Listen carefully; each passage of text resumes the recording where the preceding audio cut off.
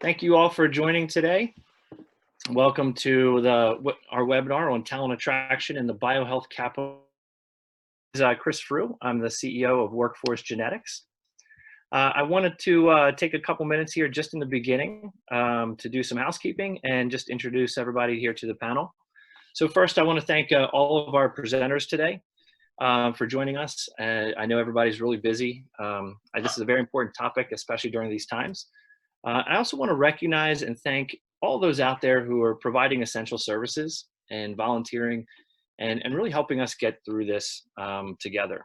And that includes a lot of those probably watching and at companies throughout the region who are working on diagnostics and vaccines and therapeutics and other medicines to address this COVID-19 crisis.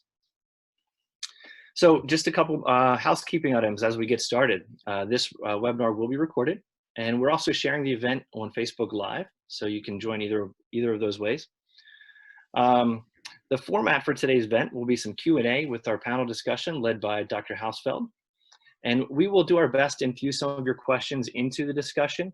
So please make sure you use the Q&A app that's on the side of your screen. We have a team of people who will be monitoring those questions, and we'll try to get your questions answered. If not, don't be disappointed if we don't answer your question. We will be posting the video on LinkedIn, and we encourage everybody to go the discussion going, continue asking questions, and we'll make sure everyone checks that from time to time so we can answer them appropriately and keep the topic going and talking about this important topic. Lastly, we're going to do a couple polls here in the beginning of the event, so I encourage you to do that. It'd be really good feedback and direct feedback for our panelists to be as part of the discussion. So my name is Chris Frew. I'm the CEO of Workforce Genetics. So we're also sponsoring this event. The event is being co-hosted by SoPE and BioBuzz. I want to take a couple minutes to talk to you a little bit about Workforce Genetics. So we're a unique talent agency. We're a hybrid recruiting and marketing firm that services the BioHealth Capital Region. So we started just about 2 years ago to address a shift that I saw taking place in the talent acquisition field. That shift is that with low unemployment, skill shortages, and a really booming industry, talent acquisition teams are having to really think differently about their approach to recruiting. They have to attract passive candidates. They have to create an experience that resonates with candidates and get people excited about their company more than they've had to in the past. And that's where we come in. So we have unique services that we can not only recruit, do your staffing, help as a staffing partner for your company, but we can also help tell your story and help you think through your employer branding or marketing strategies to get the word out, to reach passive candidates, to reach a wider audience to help meet your recruiting goals. Some of the things that we're doing now include online recruiting events. We're doing content marketing campaigns. We're even doing some video job ads. Things that are going to help you stand out amongst the many companies you're competing with for talent these days. The other thing that really makes us stand out is we also run BioBuzz.io. BioBuzz is the region's only news, media, and events platform really focused dedicatedly to the BioHealth Capital Region. Over the past 2 years, it's become a primary source for industry information about companies for passive and active job seekers. And it also gives your company access to that large pool of talent to help share your message, tell your story, and tell people why your company is the place that they want to work. So please contact us if we can help you with your recruiting or if we can help you with any of your branding and recruiting needs. So with that, I am going to pass it over to you, Dr. Hausfeld. Dr. Hausfeld is the president of the SoPE chapter here in the region and also the chairman, chief medical officer of BioFactura. Thank you, Chris, and thanks everyone for joining us here this afternoon. SoPE is the acronym for the Society of Physician Entrepreneurs that I co-founded more than 10 years ago to help both healthcare providers and anyone in the healthcare field that has an idea that can help patients. We try to create communities of interest in over 30 cities and places around the world now, amongst 30,000 LinkedIn members to connect with each other and learn about the opportunities and obstacles in bringing your idea from your head to a patient. And as I've learned over the last decade, it's quite a daunting task. So I'm here today with Chris as my co-sponsor for this event to really talk about one of the hardest things that startups have to do anywhere, and especially in a region like the DMV, is acquiring talent for your workforce. And I'm so glad to introduce our panelists today. We have Kate Surdez, the head of human resources at Viela Bio, Matthew Levy, the associate director of talent acquisition at Kite, and Marty Rosendale, the CEO of the Maryland Tech Council. Thank you all for being here with me today. So I'm going to open it up and let you each give a 1 or 2 minute introduction of yourselves and your company, and a snippet about what you think are the most important things that we'll be talking about when we're discussing talent acquisition in this region. Kate, let's start with you. Hi, everyone. I'm Kate Surdez. I'm the Vice President of Human Resources at Viela Bio.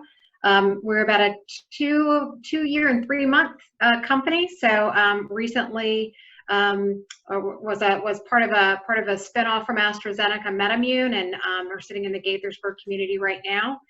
I've been with so my history in the Maryland area is I moved down here in 2005 to work for MedImmune, became part of AstraZeneca.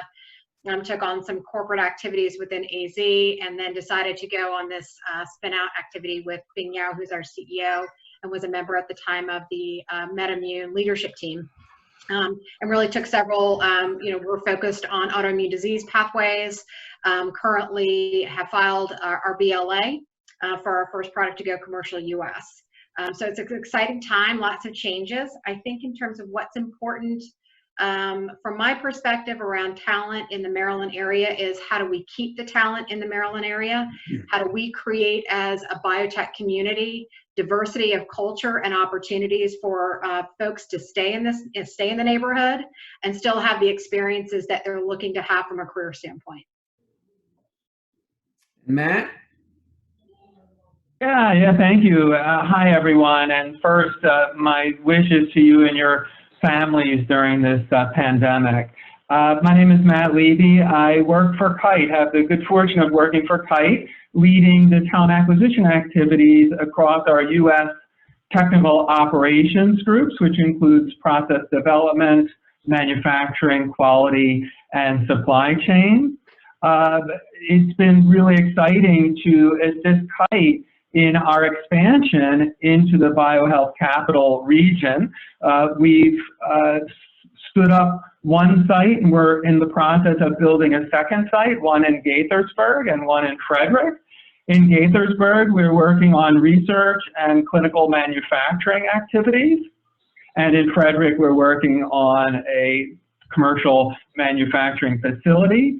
Our business focuses on cell therapy and oncology, and this is this amazing, what people thought was science fiction just a couple of years ago, where we take very sick cancer patients' immune cells, their T cells, we genetically modify them, grow, and send them back to the patient, where they then can find, bind, and kill cancer cells. So it's we feel great to be able to make this type of contribution to society and to our patients. There's much more work to be done, and we're excited to be one of the leaders in this space. From a talent perspective, yeah, we will be adding a lot of positions over time, over the next few years. So, we're excited to participate. I believe that all boats rise in the tide, as they say, so that we want to be a valuable contributor, not only in the employment space, but also more broadly in some of the community activities that go on, particularly for us in the cancer space. So being partners with the Leukemia and Lymphoma Society, LLS, participating in other types of volunteer activities. Thank you, Matt. And Marty. Thanks, Jeff, and thank you everybody for joining. This is that's an amazing number of attendees I'm seeing logging in here. This is fantastic. excuse me, I have a little bit of bronchitis, which I can't imagine the worst possible time to have bronchitis, but in any event, I will contend with it. So I'm Marty Rosendale. I'm the CEO of the Maryland Technology Council. I also happen to be a partner with a group called Newport. And the Maryland Technology Council is the industry association that represents both technology and life science companies throughout the state. I'm pleased to say that all the panelists today, their companies are members of the Tech Council, so thank you all for your support. I really appreciate it. As the industry association, we do a number of things that are important to the industries. First, we're an advocate. We spend time on Capitol Hill. We spend time in Annapolis supporting our membership with issues that are important to the growth of the industries. We also do a lot to connect our members to each other and to other organizations that they may need or want connections to, whether it be investors, strategic partners, or others. We hold networking events, and we have a cost savings program that we estimate saves our life science members about $12 million per year. So we provide a lot of benefit to the industries and help support the industry growth. On the workforce front, we support the workforce development in a number of ways. We get involved with the universities and the colleges throughout the state. Often we pull together business leadership teams that help inform the curriculum of the programs that are producing the talent that then our companies in the region need to hire as they continue to grow. And so I'll leave it at that. And as the questions come up, I can talk more about the Tech Council. Okay, thank you, Marty. So we're all in the middle of experiencing this pandemic. It's caused significant disruption to lives, livelihoods, and companies. And even though we're part of what is called essential workforce, it certainly has changed the way we do business. So let me put it to you and see what adjustments have you made in terms of attracting talent and keeping talent in your companies during this pandemic. Matt, let's start with you. Okay, just want to make sure. Yeah, I just want to make sure I was unmuted. Yeah, so first off, I'm very pleased to say that the company is able to continue full operations during the pandemic. We've certainly had to mitigate certain issues, but that's going well. From a talent standpoint, we've increased our engagement through many types of different video interactions, from things like happy hours and brown bag lunches, to maintain a sense of connection amongst our teams and our companies.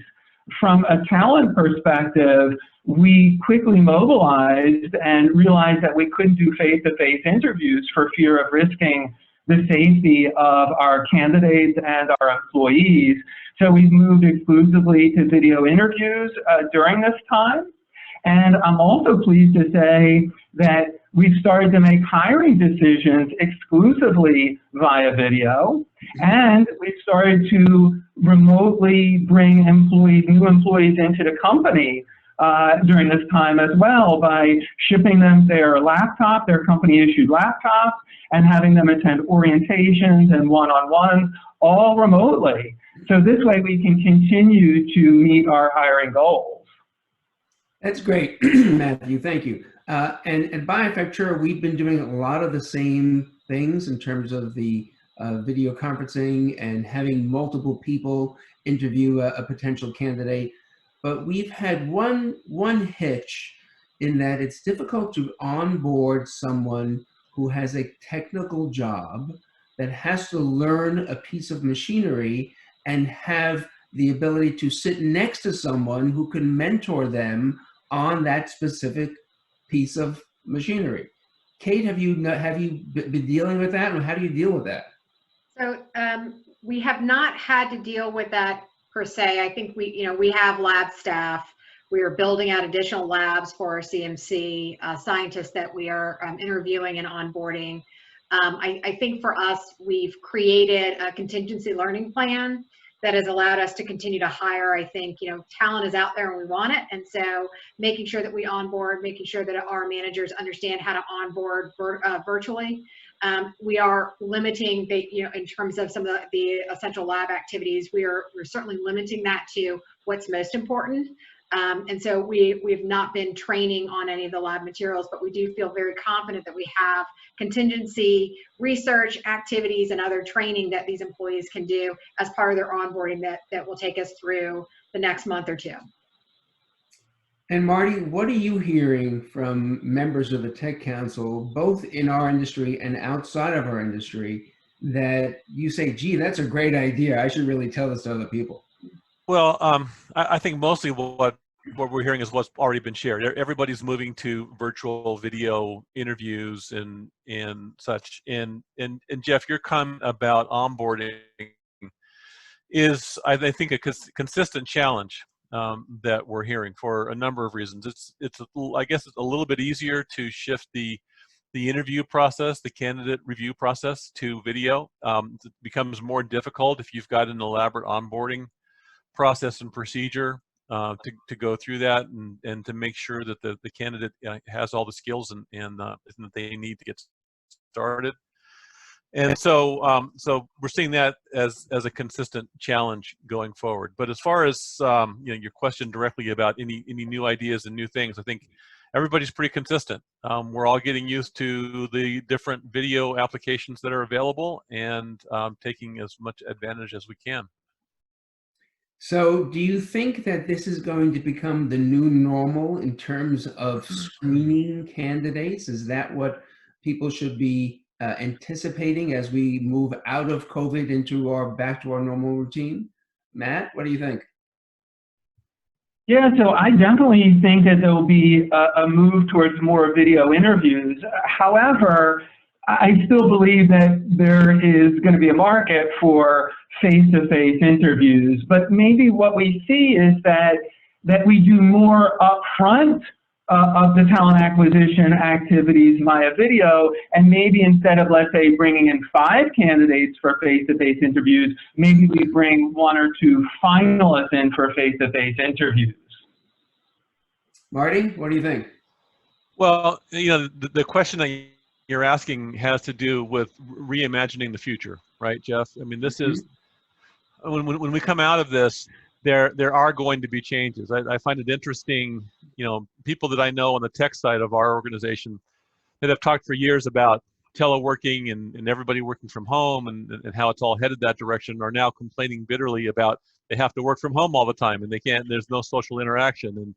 And so I don't think it's going to go 100% to virtual, but I think that we're all learning how to use these tools, and that's going to stay with us. And so, as Matt was saying, we're going to see this continue to be a screening tool. It's going to continue to be a part of the process, but it's not going to be the whole process. I agree. I think that in terms of an initial screen, I think it can make us a little more efficient. And I think if that's what the expectation is, then our applicants will say, okay, this is part of the normal process, and deal with it and not expect an in-person meeting each and every time. Kate, you're the person that's you know, that has a new company here, and even though you are a resident of the area, what's your perspective on the branding of the region in relation to how other regions brand, and how successful have you been in acquiring talent from outside of the region? So in terms of the Maryland or the regional brand, I think since I've been here since 2005, I was up in the New Jersey, New York area, have done a lot of work in the Boston area in terms of biotech relationship building. I mean, it's certainly improved and is improving, and the relationship with the state at the state level has always been very productive. From when I worked at MedImmune and AstraZeneca, that there's certainly an interest to build and develop. Transportation down is difficult in terms of some of how far will investors go, you know, in terms of how we make things easy. This is a very transportation difficult area to build out. So I think that there's some opportunities there. I think that we're growing, and so landing large big companies like a Kite is really, really helpful in terms of continuing to allow people to have options to stay within the area. I think having a few landmark large pharmas with the sprinkle of the innovative smaller biotechs with NIH is really helpful and gives folks a way to say, I can stay here, not just for the one job, but I can pop and hop around if I need to. And I think the encouraging, for me, is to see that employees or local folks can see themselves at 5 or 6 different companies within the region, and so their interest in staying with one company longer allows us to, is very beneficial for us. Much like Boston. I mean, Boston has huge amounts of small startups. It's a very complex regional environment to work. There's a consultant mindset sometimes that can develop because you can just hop from one job to the next. And so we have to think about that. And so being creative in terms of the diversity of culture and the types of jobs that we offer folks, not just in their career pathway or their technical capability, but the type of business or the type of company or the type of experience that they want to have for the next 3 to 5 years or 5 to 10 years in terms of where they're sitting in their lifetime of work. I think Maryland, there's a huge opportunity for us. And Matt, what do you think about the branding of the region, and how has that helped you or hurt you? Yeah. So certainly we wanted to join the region for many reasons. One of the top ones being the talent that's already available in the area. My background is primarily from the Philadelphia area, and Philadelphia, I think, similarly, is working hard to create a brand in life sciences. So I think that, our region in Maryland similarly needs to work hard to compete with the brands that exist in Boston and in the Bay Area and in San Diego and Seattle as well. As far as what Kite is able to do, one thing what I enjoy that the company does is when we are looking to relocate talent into the area, we offer those candidates an area tour where I think a picture is worth 1,000 words. So we can say as much as we want about how fantastic the BioHealth Capital Region is, but when we bring candidates in and they're able to travel around and see the wonderful communities and parks and companies, then they really get excited about what's going on in the area, and it helps us to bring talent in also. Nice. So Marty, you and I have been around here for a while, and I'll just share the recent poll that Chris just took from the participants. What describes your workforce outlook? 44% plan to grow moderately, 22% plan to have a large increase in staff, and nobody responded that they are reducing staff. So that speaks well for our future. What do you think, Marty, are the things that we're doing right, and what do you think we could do better as a region in terms of our branding? Wow, I could talk about that for the rest of the webinar. Okay, you have 2 minutes to go. So there are a number of things. First of all, today we're calling ourselves the BioHealth Capital Region. 2 decades ago, BioSpace branded us the BioCapital Hotbed. I think it's good to have a name. It's nice to have a name, but that's not the brand. That's not really who we are. It's so much more than that. That poll that you just cited, all those companies are talking about growth and building. Well, this region is in a dynamic phase right now. We are the origin of cell and gene therapy. The human genome was sequenced here in Maryland. From that, the cell and gene therapy industry grew from that. And today that industry is maturing. It's becoming commercial. It's moving past the clinical stage to the commercial stage. So companies like Kite are moving in, Catalent's moving in, BioFactura is growing, Viela is getting their launch here. So much is happening all at once because of the maturation of the industry. And what we need to do so much better than we have been, is tell these stories, but tell these stories outside of Maryland. We do a great job talking amongst ourselves and telling these stories to each other, but we've got to get outside of Maryland. We've got to pull these stories together, talk about all these successes, talk about the amazing things that have happened here and are happening here, and all the opportunity, and get those messages and those stories out of the state so that others can hear them, others can understand how dynamic this is, how fun it is, how amazing it is to be a part of this region.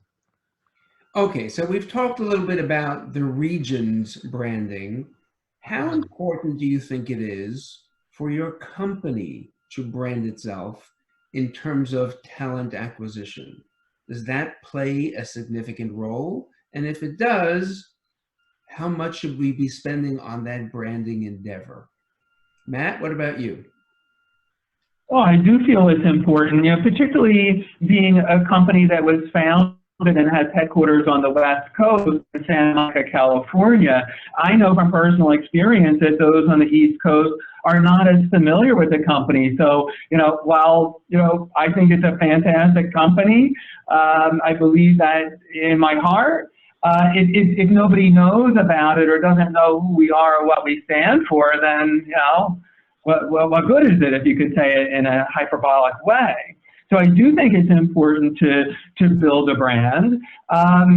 We've started, really it starts, I think, with the employees that you recruit at the beginning. If you recruit employees that are what we call talent magnets or talent scouts, it is a bit like birds of a feather flock together. Then they attract more people who attract more people. And I hate to, use a contagion metaphor, but it's like, this is the sort of thing that can help build a brand. But in addition to that, I want to mention briefly that I do think it's important to have a regional focus in your brand. And, a shameless plug for my colleagues at BioBuzz. Kite does participate with BioBuzz, and that's been great to get the word out in the specific biotech community. And we've also started to do some events where we can just engage in the community without any formal panels and deep discussions, but more just to say, here we are, we want to be good partners in the community, let's get to know each other. Kate, what about you?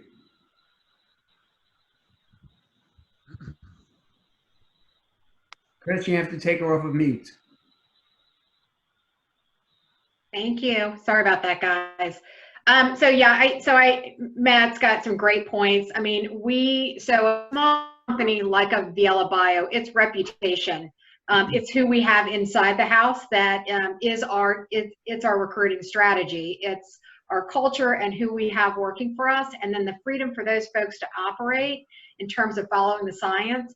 I think it's our culture, I think it's who we house, and then who they know. So a lot of what Viela Bio has been able to do is, by reputation, folks are flocking and interested in coming. So from a location standpoint, we've had very little difficulty with any recruitment activities that we've had. And so that's been really nice. A lot of that is due to people wanting to stay in the area. So that's also very nice. I think Maryland does have a story around what it can offer in terms of coming and staying, and I think that's really helpful. We've really used our network, and that's been our strategy from recruitment. It's about, you've all been around, we've all worked. This is a very, excuse the term, incestual biotech environment. We all know everybody, and so we tend to use that quite a bit and have been very successful. It must line up to the culture, to why would you leave the safety of whatever job you are to take some risk with a smaller startup. And for us, it's an opportunity to truly follow the science and truly have impact at a smaller organization, whereas if you're coming from a larger organization, you might not have that touch that we can offer. And that can be exciting for several years. As a company grows, companies change. And so making sure that we offer a story for a local scientist or a leader that's interested in having a change in atmosphere or change in environment for a few years. And that's something that we've been very successful in seeing within Viela Bio the last couple of years.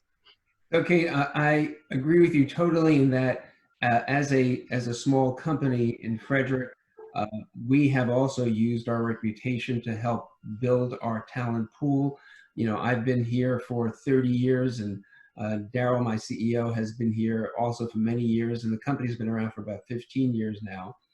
And it really is both through our connections, our reputation, and our employees and their networks that have brought the talent to the fore, along with using professional agencies that help us in identifying new talent. But there's a balance here.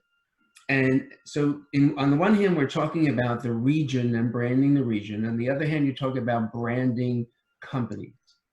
So Marty, as we're branding companies, we also create competition for that same talent.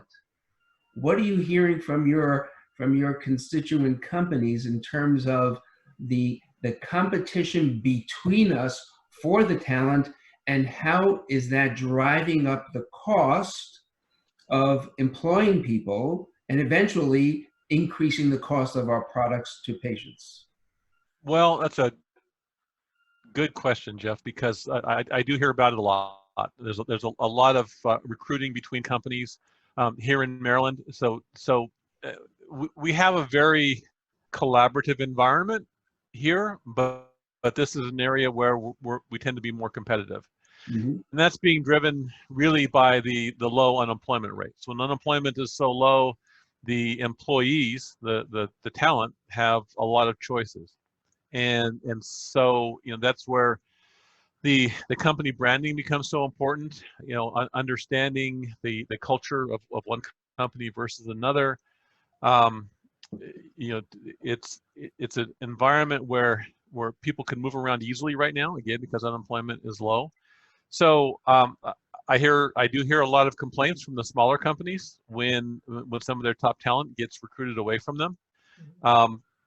But at the same time, it's such a tremendous opportunity, because what I'm seeing is in the STEM field, when I'm talking with the educators and others and talking about the talent that's coming up, there's so many opportunities now to develop more talent, bring more people into the area. And I think that's where we need to focus. Until we can solve the shortage of talent, we're gonna have this challenge of people recruiting from one another throughout the state. We had a question about doing drug testing and background checks on employee candidates. People, how many of you do that? Marty, do you see that as a standard in the companies? And Matt and Kate, or is that something that you're doing, drug testing and background checks? Yeah, Kate, let's so start we certainly do background checks and drug screening as normal. In COVID land, things are delayed, and so it takes a little longer than typical. But yeah, that's pretty standard practice when you typically have worker insurances that require you to do that type of testing when you're onboarding or pre-boarding staff.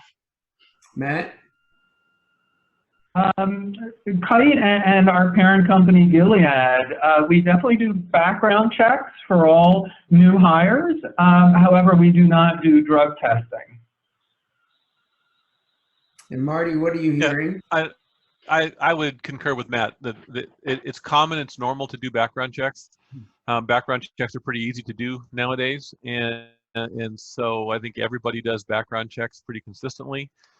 Drug testing, I think it's company to company. I haven't seen anything that's consistent one way or the other with respect to drug testing. Yeah. So as you said, Marty, the unemployment is relatively low, and that makes finding talent at a premium. So what is it that the Maryland Tech Council is doing on a statewide basis in order to alleviate that talent shortage? And what does the horizon look like? Well, we're doing a number of things. First of all, we attend a number of conferences outside of the state, and while we're there, we look for opportunities to talk about the state, help brand the state, and make people aware of what's happening here, so that they take a look into the state and the companies that we have here.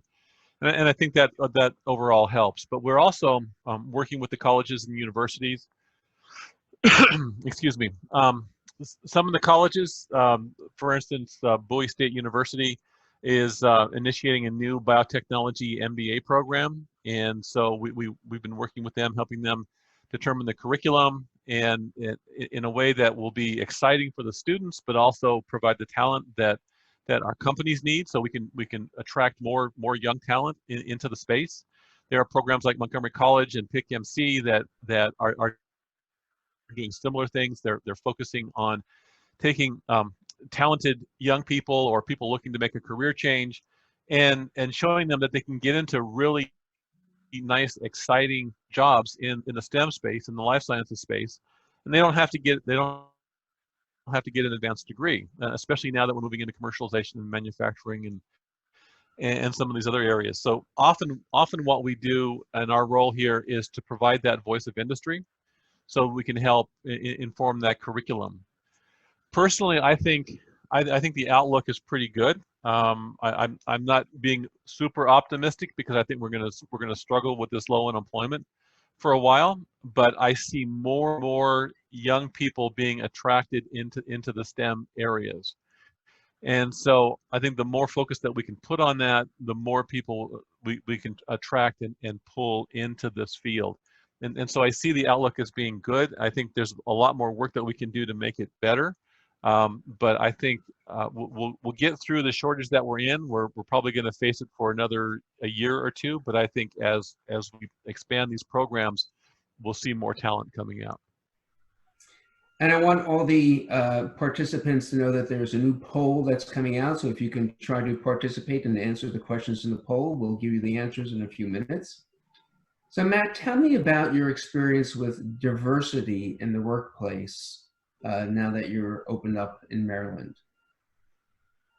Yeah, it's something that the company believes deeply in. We believe that our employee population and our candidates, for that matter, should mirror what the communities that we serve.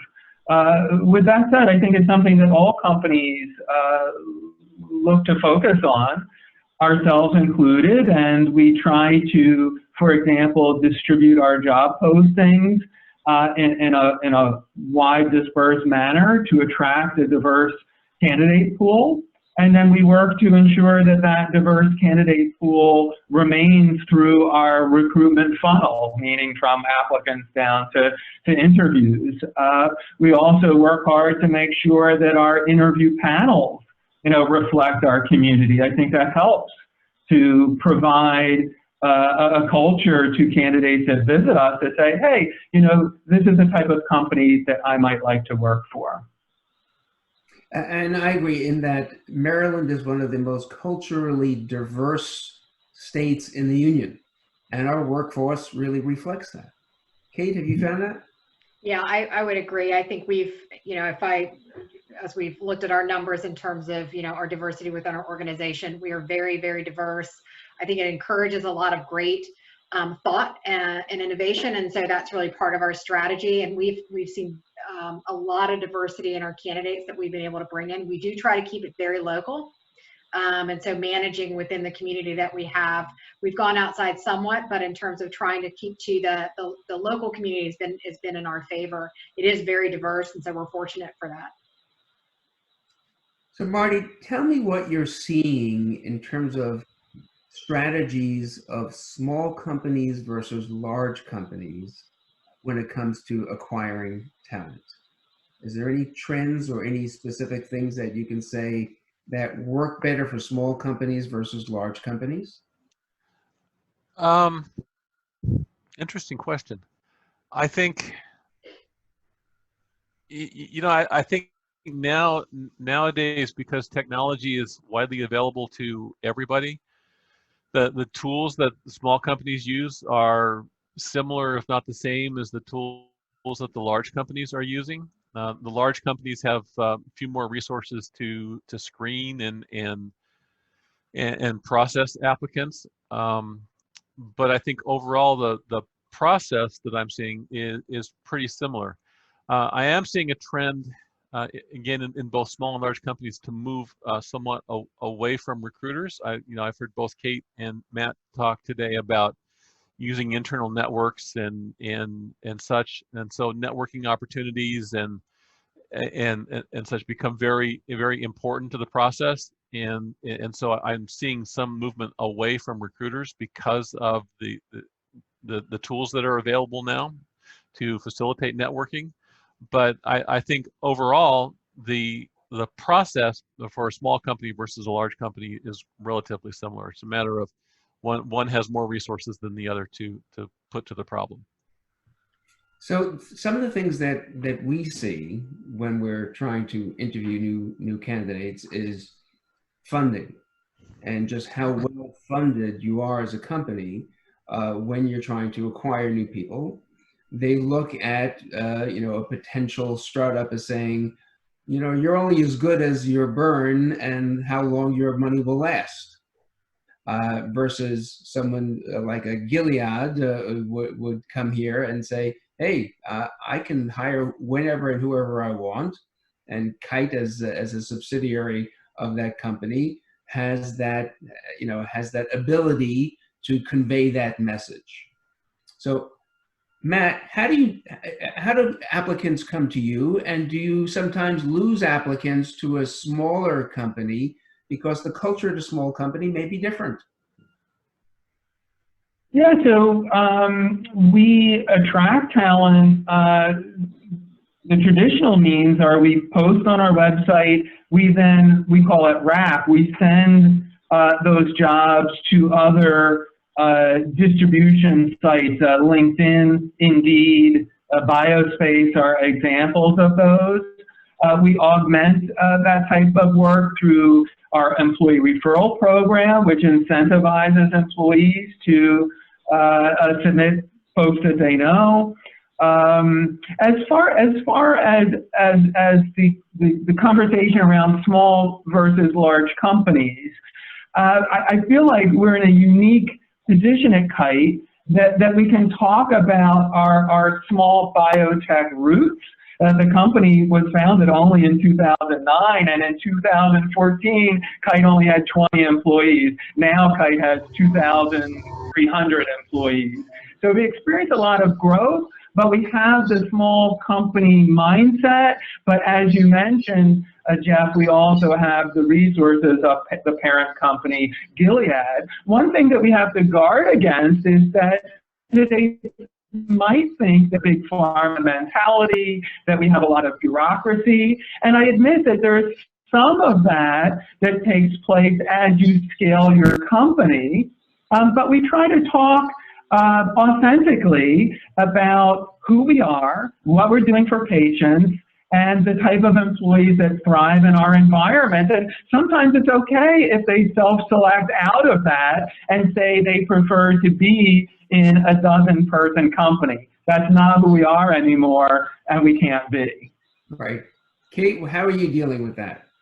So it's a great question, and thinking about kind of the difference between recruiting in like a bigger organization and a smaller in this location. I've done both. I think the value of the bigger organizations, what they get attention from at the state and the university level.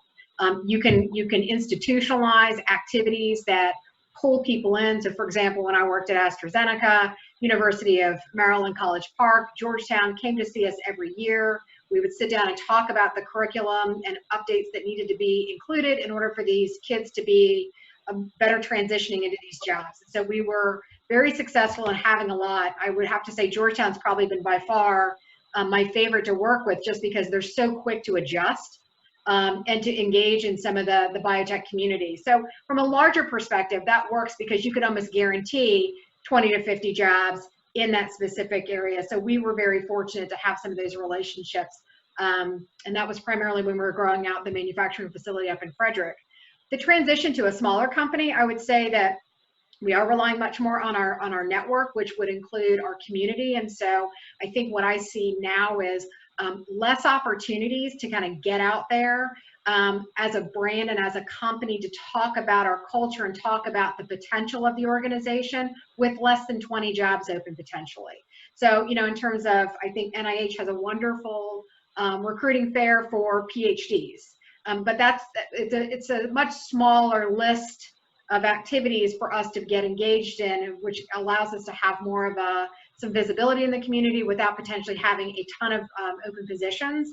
And then a lot of our positions are very specific to our organization and the needs that we have. You know, our biggest bullet point on all of our job descriptions and other, you know, other things as required, because as a small company, the value of a small company is you get to stretch and grow. But that means that it's going to be a unique relationship building opportunity. And as a smaller company, what I've seen is less opportunity in the community to connect. Yeah. Yeah, if I could add to that just for a second. I think, you know, it's a very different kind of person that wants to work for a large company versus a small company. And it's about risk. You mentioned funding, and they ask you how well funded are you, and what does your funding outlook look like.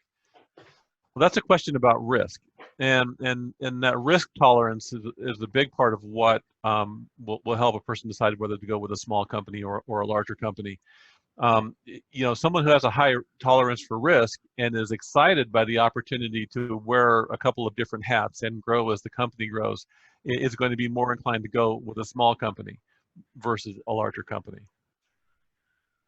Yeah, and that is a major issue now with COVID-19, in that this seems, you know, for most of us, a riskier time.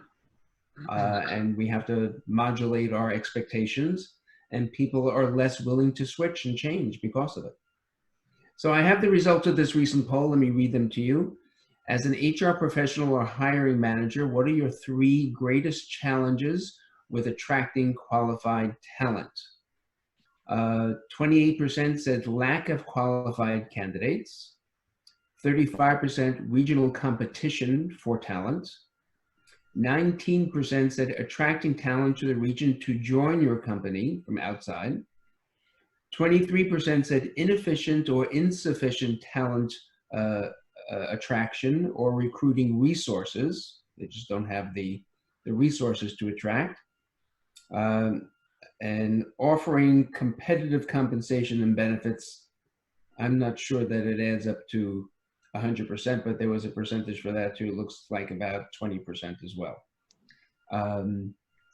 Any comments on the answers to that poll? Well, I think the first 2 are pretty much one and the same. And so the biggest problem right now is a shortage of talent in recruiting between companies. Yeah, that seems to be a recurring theme. Yeah, I would agree with that as well. And particularly in our business of cell therapy, it's a nascent specialty. So, you know, there's not that many people that have those skills to begin with. And many times we bring folks in from other areas of biotech and teach them the cell therapy piece. But yeah, it certainly is competitive. So I think a key is, you know, the ability to explain to candidates how their work can directly affect the patients that we serve. And in Kite's business of personalized medicine, it really feels to me like we have a very close connection. So, you know, we exploit that in a positive way to be able to say to candidates, like, didn't you get into biotech? Didn't you get into sciences to impact patients? Yes, of course. They say yes. Well, at Kite, you have that opportunity. So in the end, you know, money, the compensation, that is a bit of a commodity, meaning that anybody can, you know, people can find a way to be paid more. But how are you going to make a difference in your single career that you have, limited career? Yeah. So we have a lot of hiring managers on the call, but you also have a lot of people that are, you know, employees looking for positions on the call as well. As hiring managers, how do you screen out those that are really there to negotiate with their current employer and using the application process with you to get a little bump in their salary or a higher title? It's not something that, you know, we like to talk about a lot, but certainly we've seen it. How do you identify those so you don't waste your time and the applicant's time, and you don't really create that frenzy of competition that you don't have to participate in. So I'm happy to kind of share. So, you know, we had a great conversation. Leap HR is a really great HR conference that happens a couple times a year, and the Boston conversation. So it was up in Boston, and we talked about how much they're competing for talent up there, and what they're doing is they're raising the rates of what they're willing to spend in order, and then you're still not having the level of loyalty that you would expect to see with that dollar value.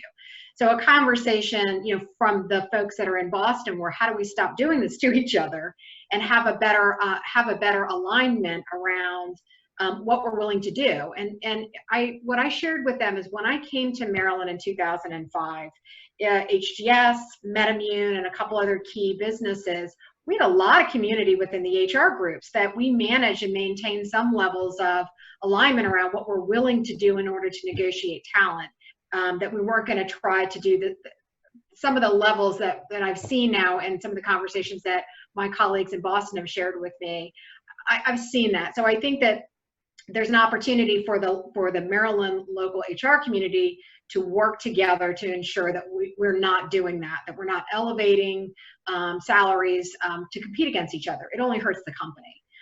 The second piece of the question is, well, how do you know when it's coming? You can sniff some of that out of it, and then sometimes you can't, and sometimes you end up, and it's a frustrating situation as an HR recruiter to see that through all this process and all the time that you spent, that it was really just to negotiate salary. We don't negotiate salary. So if an employee comes back to me and says, I got a job offer, then enjoy that job offer. We don't negotiate with outside offers internally as a company.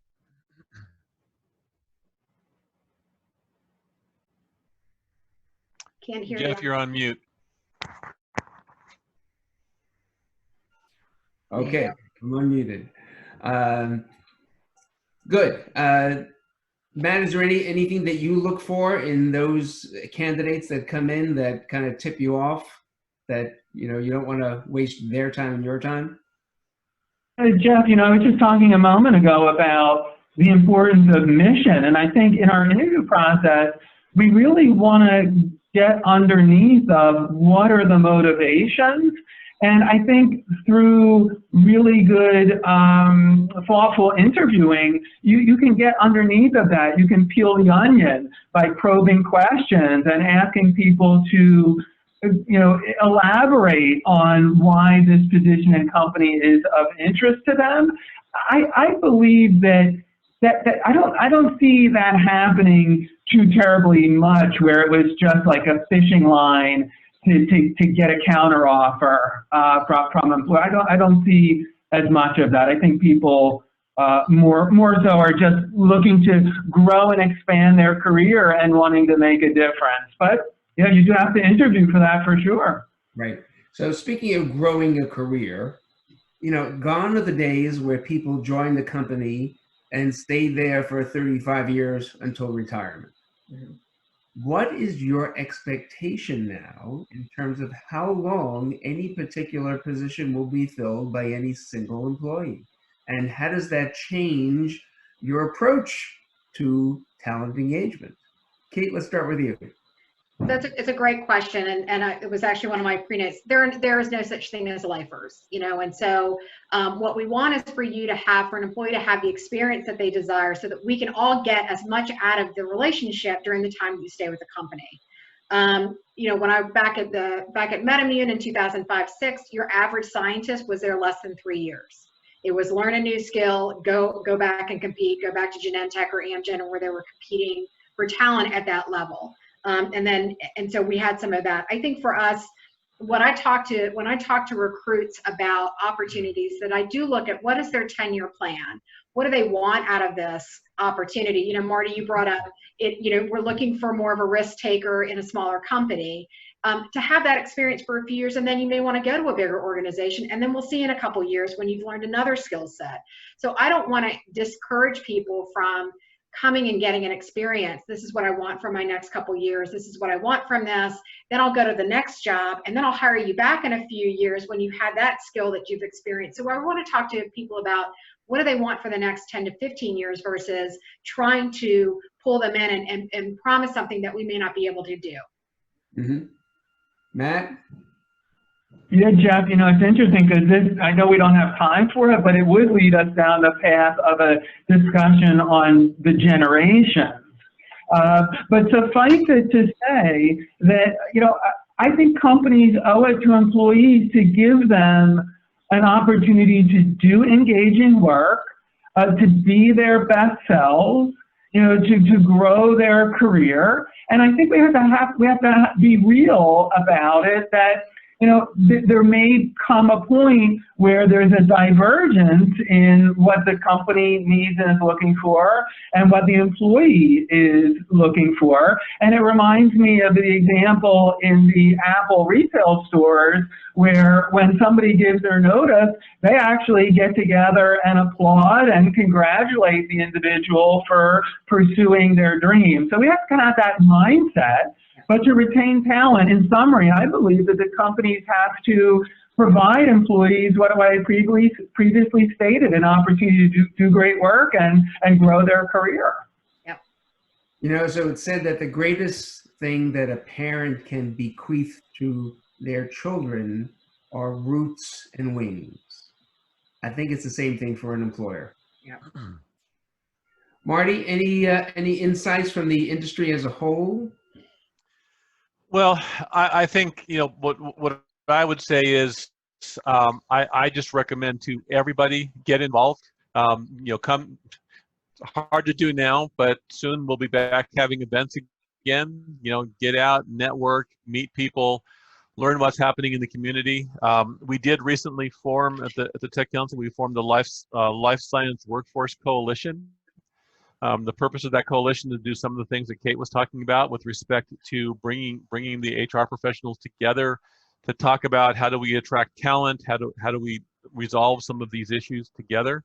And so my number one recommendation to help come together and collaborate and resolve the workforce acquisition challenges that we have is to get involved, come out to the events, get involved in the organizations, and help be a part of the solution. Yes, and I totally agree with Marty that you really have to go and network when we can network again. If not, then we'll network virtually. Speaking of which, SoPE will have additional webinars coming up in May and June on investment in the COVID-19 era, and something on intellectual property protection for companies in the biotech field. So look for that in the future. And I'd like to call Chris back now because I know that he has some questions from the audience that we'll be able to field for a few minutes. Fantastic.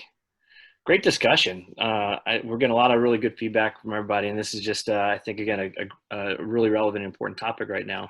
So we've had a lot of questions from the audience.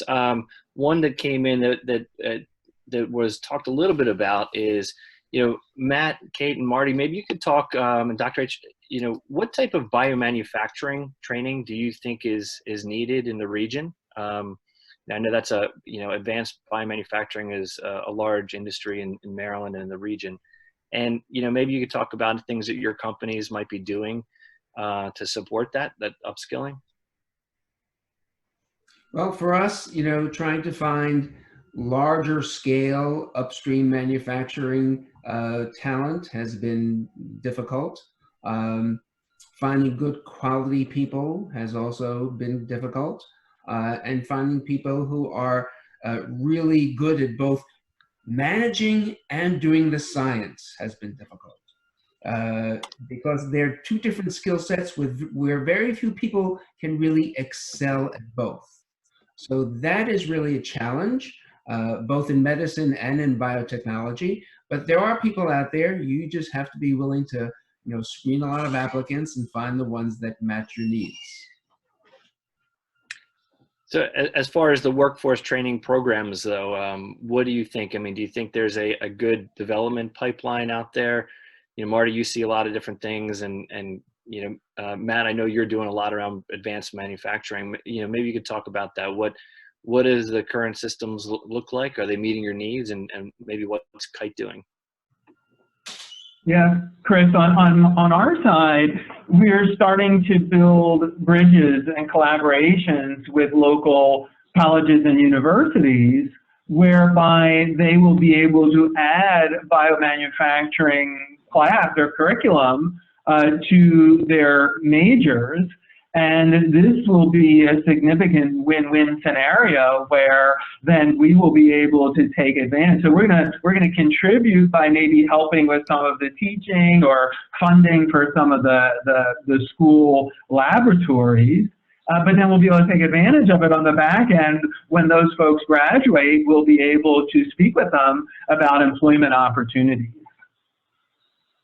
So, Chris, the kinds of things that I'm hearing are, there's such a broad diversity between biomanufacturing. The process of making a large bulk of a cellular product in a bioreactor is very different than making a single dose autologous product, one dose at a time. And so the feedback that we've been getting is that it's important to train people in aseptic technique, and not just the technique, but in understanding of why the technique is important, what it is you're accomplishing when you're doing that. So deeper than just this is how you manage aseptic technique, but this is the fundamentals behind it. And some of the the basic manipulations that are required, and then the company can train the individual in the procedures and the processes that are specific to that manufacturing process. That's great. Another question came in around PhDs. As you all know, we have more PhDs per capita than almost any other region in the world. And its feedback is often that it's hard for them, especially coming out of university and NIH maybe to get jobs in industry. So perhaps you could talk about how you look at that talent pool and where there's opportunities and how maybe that talent pool can best prepare themselves to apply to your companies. I'm happy to share. So for PhDs, helpful to make sure that they're focusing on specific jobs. I see sometimes that we appreciate that there are numerous opportunities to make sure that you're focused on the job that you're applying for and the value set that you have in terms of what you've contributed. Everybody knows everybody. So, when you're writing down who you've worked for and what those assets, we will pick up the phone and call them. They probably went to school together. So there's a lot of additional networking within the PhD community as well. So who you've taken classes with, what some of those assignments were, some of the projects and programs.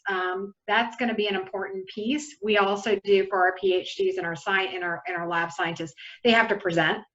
And we feel like that's an important way for them to share how they learn and what they learn, and then to take feedback. And so that's an important piece. But I think for folks that are applying for positions, I would first say making sure that you focus on each job that you apply to as if that's the only job that you've applied to. Okay, I agree with that. And at BioFactura, our two biggest challenges in hiring people or when they come from large companies to a small company, and when they come from academia. Yeah.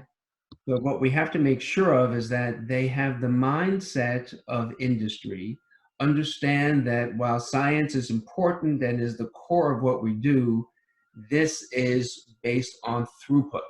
Yeah. You have to be able to have a goal and to accomplish that goal in a set period of time. It cannot be an ongoing experiment that lasts for months, because we just don't have that luxury. Yep, indeed, absolutely. Yeah, moving from academia into an organization is different, where you fundamentally have to appreciate that if you can't advance it, there's no value. And so I think that there's that can be hard. That's a hard hit if you're very comfortable in an academic environment. Yep. Real quick on Kite side, I would just encourage PhDs to apply for roles where their research matches very closely with the research that's being articulated in the job description or the job posting. In the example of Kite, many of our roles require deep scientific expertise in, T-cell immunology. So if your research was in something completely different, unfortunately, where Kite is in its evolution, is not able to train somebody from scratch in an area that they don't have much of any experience in. In the future, maybe we'd be able to do that, but right now we need to hire people that can, quote unquote, proverbially hit the ground running. And so their research needs to be well aligned with what it is that we're seeking in the posting. Yeah, I think that's great advice. We talk to a lot of them, and we offer very similar advice. Focus on the role, and we've talked about branding. There's an important branding component that candidates need to understand too, and part of it is just knowing who they are and where they're going to be the right fit. Well, fantastic. Well, we're over the hour, and just as a final wrap up, love to give everybody an opportunity, and maybe Dr. Hausfeld, we can start with you. Just to say any final words, and maybe any last advice you have anybody who's out here listening on best practices or what they can do to attract talent here in the BioHealth Capital Region. Well, first I wanted to thank you, Chris, and thank our panelists for participating today. I think it was a lively discussion. Hopefully we share some of our perspective and insight so that the participants can walk away feeling that the time was well spent. This is a difficult time, but we are in a dynamic region, and we are in a time of collaboration where you'll see the eventual cure come out of the biopharmaceutical industry. And whether or not you're working exactly on something for COVID-19, our efforts collectively will help to drive the cure that will help get us back to a normal working state. So just remember, this too will pass, and we will come out whole again and stronger and better. Matt, how about you? Yeah, so I think of talent, whether it's hiring on either side of the desk, as a marathon and not so much a sprint. So we're together in the community for the long haul. And so, we just need to build it together and stick together. And, Kite is looking forward to a very bright future in the region. Terrific. Kate? Yeah, I echo Matt. Thank you for having me, Chris. This has been very helpful and informative for me too, to learn what my fellow Maryland folks are doing. So thank you. I would just always consider that your career is your career, and there are lots of opportunities, and to look at it not as as a long term, that everything can be faced. So think about, what do you want to do for the next few years versus what do you think you have to do for the next 20. I think there's loads of opportunities specifically in our field. You have many different avenues that you can try out. And that as employers, we want you to do that, and we'll be on both sides of any opportunity that you're looking at. So certainly wish you all the very best of luck, and to stay healthy and safe. Thank you. And Marty? Sure. So again, I want to thank everybody, Chris, Jeff, Matt, Kate, everyone who attended the webinar today. It's been fantastic. I've enjoyed it. I'm going to come back to what I said earlier, which is get involved, be a part of the community, network, get to know who's out there, what's out there, get as involved as you can. I think there's a tremendous amount of opportunity. I want to come back to something that Jeff said. We're going through a really challenging time right now, but the amount of collaboration in Maryland right now is off the charts. It's amazing what's happening in our state right now in the response to COVID-19. We've got companies in all areas that have stepped up, have pivoted. They're doing everything from making masks to developing vaccines and therapeutics and diagnostics, and all the barriers of competition have fallen. And it's just a tremendous collaborative effort. I think that's a huge value in this region, and it's something that we can perpetuate beyond this challenge. And so I just encourage everybody to stay connected, take advantage of this time at home to reach out to your networks, connect with more people, and expand those networks. And then once we get out of our homes once again and we walk back into the sunlight, start having events, we can start getting together and collaborating some more. Yeah, that's fantastic. And Marty, I know you've done a lot to help bring some of those connections together. And, we've talked about some of the initiatives you've done and the connections and collisions you've helped bring together to advance some of those things. So, I know you probably aren't sleeping a whole lot these days, but we all appreciate all the work that you're doing. Thank you. Yeah, so we're going to wrap up. I want to thank everybody. This was a really fantastic discussion. It's a topic that I live every day, and I'm just excited to have, all your voices here, sharing your messages with our community. It's been a common theme here at the end: collaboration, knowledge sharing. We can't get through this without, really being close and not letting this, break us apart. So this was the first event. We're going to do at least monthly, sometimes bi-monthly, these webinars all around talent. We have a couple that we're lining up and we'll be announcing next week around employer branding, candidate experience, but also some focused on the job seeker as well. We have several client-specific recruiting events that we're kicking off. There's a lot of companies that are hiring a lot right now due to COVID and to help fight it. So we're going to be kicking off some employer-specific webinars and recruiting promotional events for them to really get the word out and help you get to know who they are and what they have available.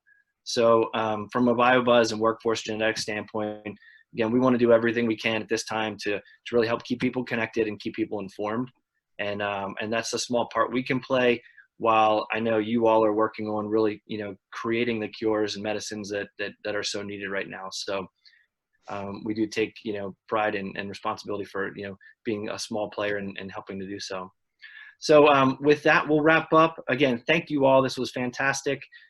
Please stay connected. Please stay, together, and keep an eye out. We're going to be putting a couple articles out about this event and reposting this on LinkedIn so that we can keep the conversation going.